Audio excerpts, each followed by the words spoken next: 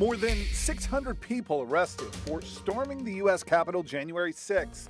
And whether they were Oath Keepers or Proud Boys, a rapper from Richmond or a Marine from Quantico, virtually all of them share one criminal charge in common: entering or remaining in a restricted building or grounds. Reaction swift on some social media accounts, with tweets like this one claiming the Capitol building is public property, therefore people have the right to be inside.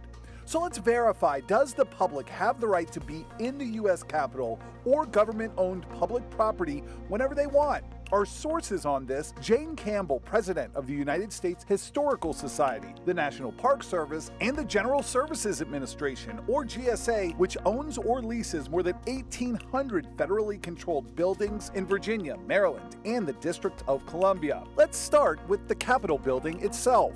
There was a time when anybody could come walk into the building. But Campbell says that time was more than 70 years ago. She says laws have been on the books since 1946, controlling public access to the Capitol, with Congress tightening restrictions in the 1970s after a radical left-wing militant group set off a bomb in the Capitol, and again in the late 90s when an armed assailant stormed past a U.S. Capitol security checkpoint and killed 2 Capitol police officers. The only public access to the Capitol these days is through the Visitor Center, and even that has been shut off due to COVID. What's more, U.S. Capitol Police told us when it comes to the Capitol riots, none of that matters anyway, telling us in a statement, quote, "When it comes to the violations on January 6th, it is not relevant whether or not the U.S. Capitol is a public building. It was not open to the general public that day, first because of the COVID-19 pandemic, second because of the joint session of Congress. The rioters violated the law the moment they crossed the police line."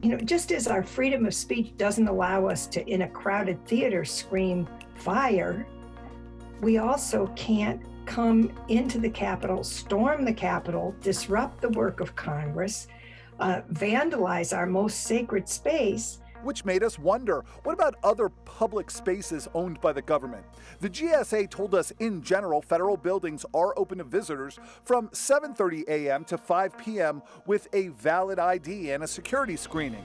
But that's not a blanket rule. You can't just walk around FBI headquarters on Pennsylvania Avenue. It's totally locked down except for a small self-guided tour that's open to the public, but even that has to be set up by your congressman.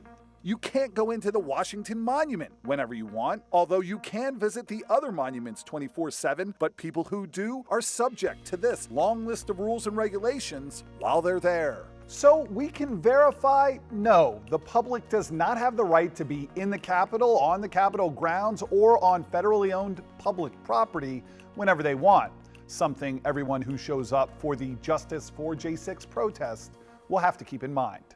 With your Verify, I'm Eric Flack.